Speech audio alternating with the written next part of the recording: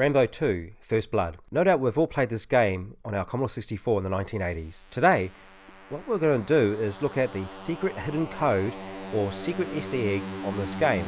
But first of all, we'll look at the game itself, and make sure you watch this video to the very end because I have a very special message for you and you won't want to miss out on this message. The game is based on Sylvester Stallone's movie of the same name. Is the game similar to the movie? I thought I'd dig up my copy of Rambo 2 First Blood and find out. Then it hit me. I've actually never seen the movie before. Where have I been? I have no idea. In the 1980s, I was more of a Schwarzenegger fan, so I actually watched all of his movies, but I never actually went on my way to watch any Sylvester Stallone movies. Crazy? Well, must be. So step one, I ended up having to watch the movie last night, and I enjoyed it no end. Classic Stallone action. I really enjoyed it. So now the movie is fresh in my mind. How well does the game follow the movie plot? The mission in the movie is the same as the game. You are dropped into the wilderness of Vietnam to find evidence of POWs in a camp armed with a camera. And you are warned you must not engage the enemy. The movie, the game, exactly the same. That tactic though, in the movie lasted about 30 minutes into the movie. And that's right, John Rambo didn't engage anyone until about 30 minutes into the movie. In the game, it takes less than a second, but we're grateful for that, aren't we? Imagine playing this game for 30 minutes and not actually seeing anyone. So after about 1 second, all hell breaks loose. You can collect a machine gun to the right of here, but I'm on a mission. I'm just going to find Barnes. Barnes was that first POW that Rambo finds. He's tied to a rack. Well, technically, he finds the other POWs first in the movie, but they weren't aware of his presence, so I digress. After making it up the side of this POW camp, you can see Barnes there tied to that rack. Make sure you have your knife handy to cut him free, otherwise you end up running around past him, not actually achieving anything. After rescuing Barnes, find the helicopter in the rendezvous point. To do this, you need to head north. Now, I assume this is north.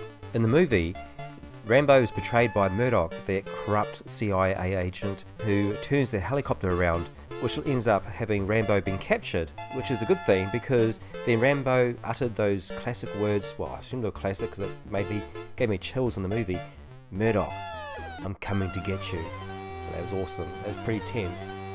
In the game though, you do actually get into the helicopter, and now you must head back to the camp and rescue the rest of those POWs. Other great lines I've really enjoyed in the movie was, to survive war, you must become war. And what you choose to call hell, he calls home. Awesome. When you go back to the camp, head down to the southwest corner, I assume this is southwest, to this bunker or this hut, and use your knife again to cut the ropes holding the POWs captive. I must admit, I only just worked this all out after watching the movie. It makes a lot more sense now. Now that you've rescued the POWs, or prisoners of war, you have to make it back to the helicopter safely.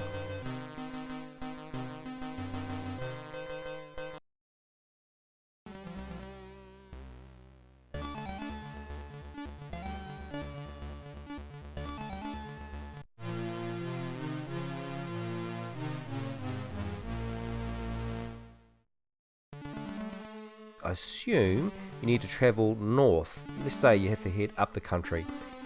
In the movie, the Lieutenant Colonel Sergei Dostsky, I think his name was, aka the baddie, jumps into a helicopter gunship and hunts down Rambo. And that chase scene, that was pretty intense in the movie. And in the game, the same thing happens.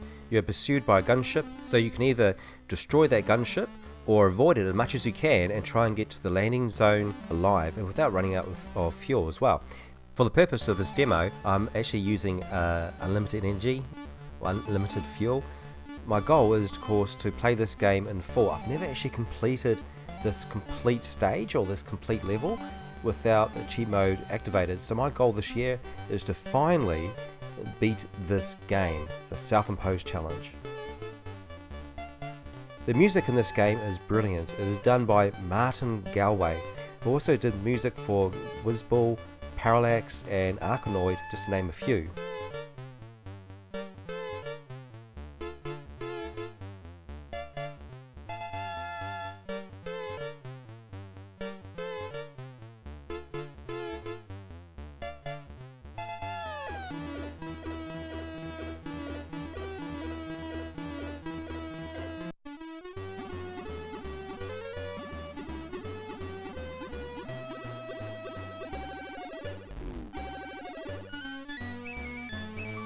Now let's get to that hidden code. It's in the title screen. You may hear that Morse code.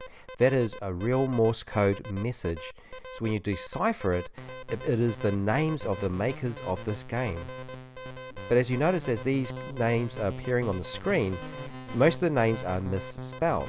That's because the Morse code for E is 1 dot and the Morse code for I is 2 dots, and the I's in this code for this game was missing 1 dot, so all the I's became E's. So even though it does have misspellings, it's still a pretty cool little hidden Easter egg.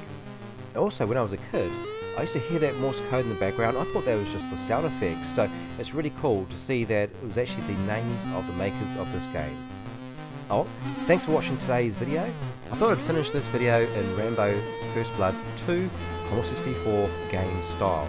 So thank you for watching this video, and thank you for my subscribers. I really appreciate your support, and I'll see you next time.